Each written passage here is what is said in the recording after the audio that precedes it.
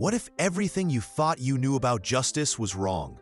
What if true punishment wasn't about revenge, but about healing and restoration? Imagine a young hunter, his family hungry, his hands trembling as he stared at a sacred waterhole.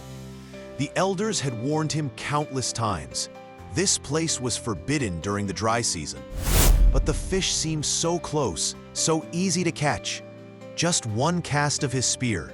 What harm could it do? The splash echoed across the silent landscape like thunder. Within moments, the water began to turn murky, and the fish floated lifeless to the surface. The sacred spring that had sustained his people for thousands of years was poisoned by his desperate, singular act. A lifeline for an entire community, now tainted. When the elders discovered what happened, their faces showed not anger, but a profound, heartbreaking sadness. In ancient Australia, their concept of justice was radically different from what we understand today. Punishment wasn't about revenge, it was about restoration. The young man would face payback, but not in the way outsiders might expect. There was no jail, no physical harm, no permanent exile. For 30 days, he sat alone at the very edge of the camp, forbidden from speaking or eating with others. The isolation burned worse than any physical pain he had ever known. He watched his family from a distance, saw the community struggle without the life-giving waterhole, witnessed children going thirsty. Every day, the weight of his actions pressed down on him, a constant, agonizing reminder of the harm he had caused. But this wasn't cruelty.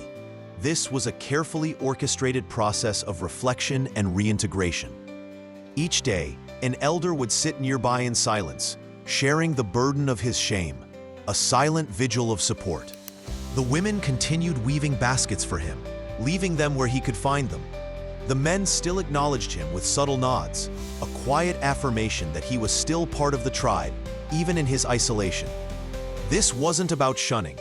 It was about allowing him to truly understand the impact of his actions, not just on himself, but on everyone. On the 30th day, the young hunter was finally brought before the circle. He expected harsh words, perhaps permanent exile, certainly lasting disgrace.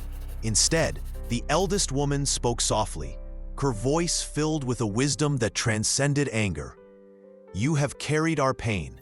Now we will teach you to heal what was broken." And so, his true education began. They spent not days, but months together, learning the ancient songs that could cleanse sacred waters, understanding the delicate balance their ancestors had maintained for millennia. He learned about the interconnectedness of all things, the profound responsibility that came with being a part of the land and the community.